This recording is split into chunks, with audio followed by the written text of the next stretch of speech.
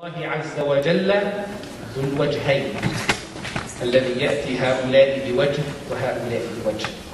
Indeed, the worst person in the face, in the sight of Allah subhanahu wa ta'ala is the person who has two faces. He comes to this place with a special face of iman and piety and righteousness. He comes to the masjid with a special heart and a special spirituality, facing and meeting Allah subhanahu wa ta'ala. But when this person goes out, it's the same exact person. When he or she goes out, he's a completely different person. That's not what Islam wants for us. The identity of the Muslim should be the same exact identity as Allah subhanahu wa ta'ala identifies it and determines it and defines it in the Holy Quran. إِنَّ الَّذِينَ قَالُوا, those who say and act, رَبُّنَ اللَّهُ. Then after that, they stand straight. They are on the right path. That's why, brothers and sisters, one time, one of the companions of the Prophet ﷺ came to him and said, يا رسول الله, قل لي في الإسلام قولا لا أسأل عنه أحدا غيرك. Just tell me about something in Islam, tell me something about Islam. And this thing that you're going to tell me, I'm not going to ask this question to anyone else. I need your absolute advice. And I'm not going to ask anyone else about anything regarding the religion. Just give me Islam in a simple statement. Brief Islam to me. Present Islam to me in an easy way, simple way, so I can understand it. You know what the Prophet ﷺ told him? He advised him according to this verse from the Holy Quran. By the way, this verse is mentioned in two surahs in the Quran, in Surah Fussilat, and also is mentioned in Surah Al-Ahqaf. Allah subhanahu wa ta'ala says, إِنَّ الَّذِينَ قَالُوا رَبُّنَا اللَّهُ ثُمَّ اسْتَقَامُوا. The advice of the Prophet sallallahu alaihi wasallam to that companion, to that person was, قُلْ آمَنْتُ بِاللَّهِ ثُمَّ اسْتَقِمْ. Say and act. Say, I believe in Allah subhanahu wa ta'ala, and thereafter act according to your statement. Why? Because Allah subhanahu wa ta'ala blames even the believers in the Holy Quran when they act differently from their statements. They say something and they act completely in discordance to what they say. Allah subhanahu wa ta'ala starts a whole surah in the Quran, it's called Surah As-Saff. سَبَّحَ لِلَّهِ مَا فِي السَّمَاوَاتِ وَمَا فِي الْأَرْضِ وَهُوَ الْعَزِيزُ الْحَكِيمُ. سَبَّحَ لِلَّهِ مَا فِي السَّمَاوَاتِ وَمَا فِي الْأَرْضِ وَهُوَ الْعَزِيزُ الْحَكِيمُ. Everything in the heavens and on the earth glorified Allah subhanahu wa ta'ala, and He is the Almighty, the All-Wise. The following verse to this one, describing the identity of the Muslim and how he should be, and why Allah subhanahu wa ta'ala blamed them for, He says, يَا أَيُّهَا الَّذِينَ آمَنُوا لِمَ تَقُولُونَ مَا لَا تَفْعَلُونَ كَبُرَ مَقْتًا عِنْدَ اللَّهِ أَن تَقُولُوا مَا لَا تَفْعَلُونَ. O you who have believed, why do you act in discordance to what you say, opposite to what you say? You do not act according to your statements. You say something and you do something else. كَبُرَ مَقْتًا عِنْدَ اللَّهِ. Them. It is a major sin in the sight of Allah subhanahu wa ta'ala that the person says something and acts in a different way. Especially when he is giving advice. Especially when he is trying to teach the people something. And all of us, with no exception, every Muslim is a da'iyah. Is a person who is inviting others to the way of Allah subhanahu wa ta'ala. If we are just good Muslims in the masjid, or in a conference, or in a session, or in a lecture, and then we go outside and we do something else, then that's not the fulfillment of the purpose, brothers and sisters, as Allah subhanahu wa ta'ala says in the Quran, إِنَّ الَّذِينَ قَالُوا رَبُّنَا اللَّهُ ثُمَّ اسْتَقَامُوا. Look at the compatibility that when you achieve this agreement, this contentment, this consent between the words and the actions, what is the result? Allah subhanahu wa ta'ala says, تَتَنَزَّلُ عَلَيْهِمُ الْمَلَائِكَةُ أَلَّا تَخَافُوا وَلَا تَحْزَنُوا وَأَبْشِرُوا بِالْجَنَّةِ الَّتِي كُنْتُمْ تُوعَدُونَ. according to the majority opinion of the scholars and the commentators of the Holy Quran, they said that this verse is related to the situation when the person is leaving and departing from this life. And this is the moment of success or failure that this person will face. Allah subhanahu wa ta'ala will send the angels to this person, telling him or her that you have fulfilled the mission. You completed your job. You have done the function that Allah subhanahu wa ta'ala had assigned to you. So have the good news and the glad tidings that you will be one of the people of Jannah. And don't be sad and don't be upset. And that's why you find the person, when he or she is passing away, dying, leaving this life, you might find the happiness, the sign of the happiness in the face of the person. Why? Because they got the good news that they are going to Jannah. And man mata qamat qiyamatuhu. When the person dies, then the qiyamah with this person exactly took place. As the Prophet ﷺ said in the hadith. Brothers and sisters, it is just one night. The difference between this life and the hereafter. Once that the person dies, he doesn't have date, he doesn't feel the passage of the time. You sleep in the beginning of the night time and you wake up in the morning and you don't feel that you slept for 3 hours or 2 hours or 8 hours or 9 hours or 10 hours or whatever number of hours that you slept. But you feel that you put your head like this and then you wake up. This is the time that you slept. That's exactly what's going to happen to us in the grave. It is just one night, the morning of which is the day. Not only when you meet the people and try to please them at the expense of displeasing Allah Azza wa Jalla. No, the good Muslim is not like that. The good Muslim is a good Muslim at home. The good Muslim is a good Muslim at the masjid. The good Muslim is a good Muslim at the school. The good Muslim is a good Muslim when he or she is with his or her friend. A good Muslim is a good Muslim everywhere. And this is the meaning of istiqamah that the Prophet ﷺ said in his hadith when he says, قُلْ آمَنْتُ بِاللَّهِ ثُمَّ اسْتَقِمْ. So we have to fulfill this opportunity and to get this mission done. Look at the Prophet ﷺ, and he is the best teacher of all of us and all his ummah until the day of judgment. Subhanallah. Sometimes, if we want to correct the mistakes of each other, we might get into a conflict, we might get into a debate, we might get into an argument. That's not the way that the Muslim should be. Allah subhanahu wa ta'ala said in the Holy Quran, فَإِن تَنَازَعْتُمْ فِي شَيْءٍ فَرُدُّوهُ إِلَى اللَّهِ وَالرَّسُولِ. If you ever debate or disagree about something, refer it to the Book of Allah and the Sunnah of His Prophet sallallahu alaihi wasallam, and you will find the solution, inshallah, in the Book of Allah and the Sunnah of His Prophet sallallahu alaihi wasallam. The Prophet sallallahu alaihi wasallam tries to instill, dictate this principle in our minds and to teach us how to be good teachers to others.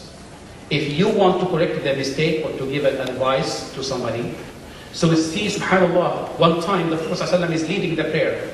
Then a person from those people behind the Prophet ﷺ sneezed. And after he sneezed, he says, like, Alhamdulillah. He praised Allah subhanahu wa ta'ala. It's allowed. In the prayer, when you sneeze, you say Alhamdulillah within yourself. But it's not permitted for other people to say Alhamdulillah. So it is permitted, it's allowable for the person, when he or she sneezes in the prayer, to say Alhamdulillah, to praise Allah subhanahu wa ta'ala. But it's not permitted for the person who hears or listens to him to say Yarhamukallah. So this person says sneezes and he says Alhamdulillah. So another person who was new to Islam, he doesn't know anything, he said Yarhamukallah. So all the companions of the Prophet sallallahu alaihi wasallam, like they looked at him. Why he said Yarhamukallah in the prayer?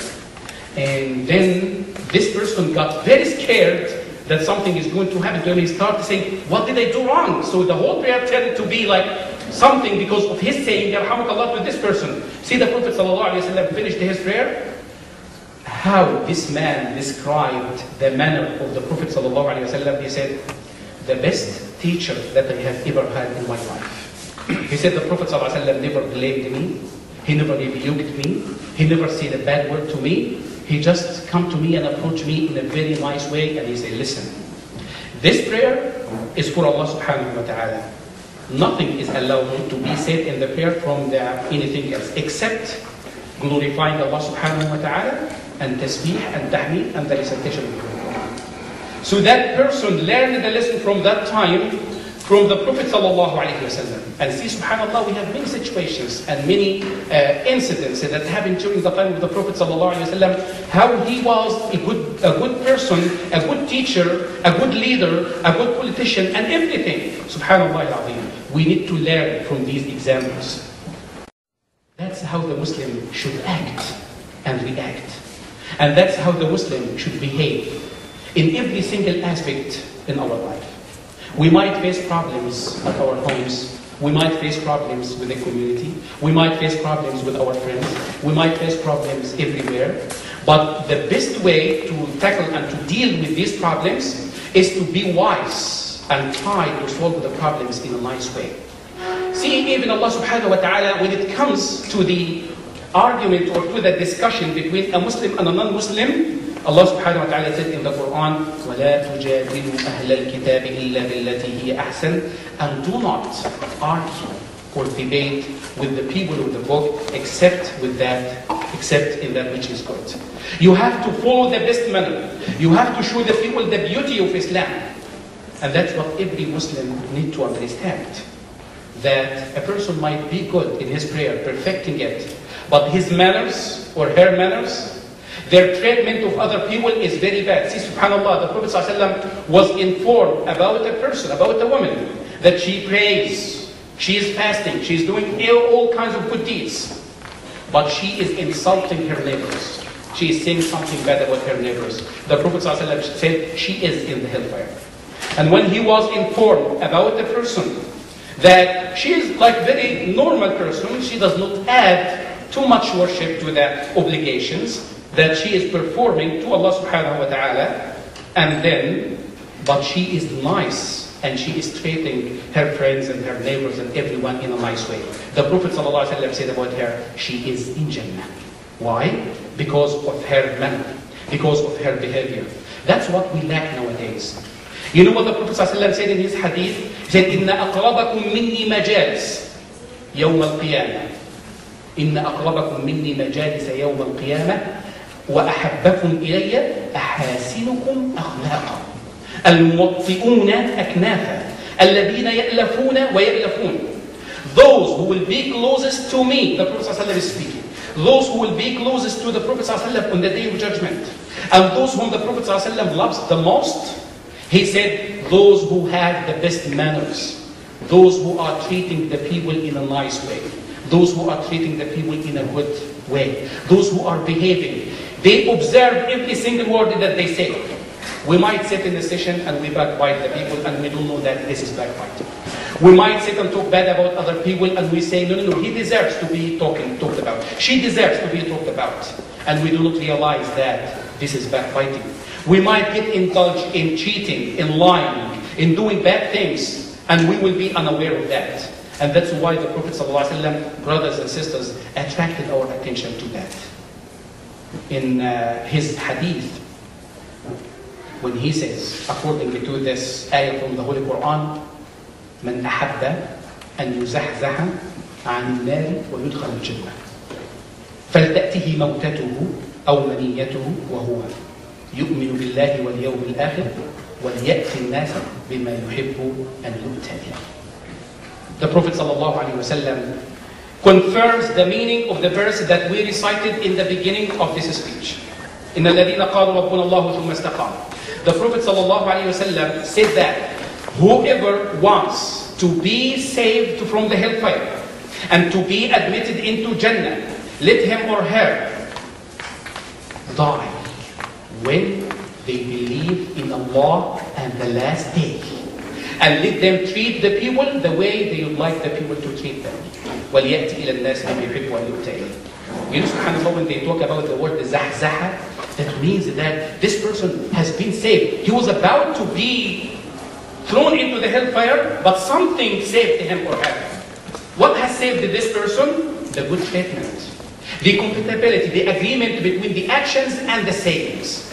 And Allah subhanahu wa ta'ala says in the Quran, when he talks about that, he says, فَمَنْ زُحْزِحَ عَنِ النَّارِ وَأُدْخِلَ الْجَنَّةَ فَقَدْ فَازَ. So subhanAllah, we need all these kinds of agreements between our actions and our deeds and our sayings and our statements. It's easy to talk, and it's easy to give a very beautiful and very good speech. But the point is, what did we benefit from that? And how many speeches we have in this conference? We have too many speeches. How much information that we get? We got so much information, but I should ask myself, and every one of us should ask himself and herself, after this conference has been done and has been over, so now I have all this information. What am I going to do with it? Do you know if you come the day of judgment and you claim before Allah subhanahu wa ta'ala that I was ignorant about this issue, Allah subhanahu wa ta'ala will say, no, you knew about it, and someone informed you about it, and someone told you about it, someone explained to you this issue. And that's the way that the Muslim should act. That what did I benefit from all these sessions? I came here and I left everything and I came to benefit, to listen. So the information that I take, am I going to apply it? This is the main point. If we even succeed to apply 50% of the information that we got from this conference, that will be more than enough for us. And inshallah, Allah subhanahu wa ta'ala will bless us with so many other lectures and conferences that will benefit us, and we will get more and more information, inshallah. But always put this verse in front of you all the time and present yourself to the Holy Quran. Or every night, present yourself to this verse from the Holy Quran. إِنَّ الَّذِينَ قَالُوا رَبُّنَا اللَّهُ ثُمَّ اسْتَقَامُوا تَتَنَزَّلُ عَلَيْهِمُ الْمَلَائِكَةُ أَلَّا تَخَافُوا وَلَا تَحْزَنُوا وَأَبْشِرُوا بِالْجَنَّةِ الَّتِي كُنْتُمْ تُوعَدُونَ. Not only that, the angels will say to them, نَحْنُ أَوْلِيَاؤُكُمْ في الحياة الدنيا وفي الآخرة ولكم فيها ما تشتهي أنفسكم ولكم فيها ما تدعون. We are your supporters, we are your assistants in this life, we are behind you in this life and in the hereafter, and we will be serving you and giving you whatever you need in Jannah. Brothers and sisters, life in Jannah is completely different from this life. Regardless of the too much pleasures, too high luxurious life that we might have here, it equals nothing to the life in Jannah. It doesn't equal even to looking at the face of Allah subhanahu wa ta'ala on the day of judgment. It doesn't even equal to the reward that Allah subhanahu wa ta'ala will give to the people in Jannah and will tell them, I have promised you Jannah. You are now in Jannah. But there is another thing to add to you. What is that? He will say that you will never die, you will live forever. You will never get sick, you will be healthy all the time. You will never get old, you will be young all the time. You will never get upset, you will be happy all the time.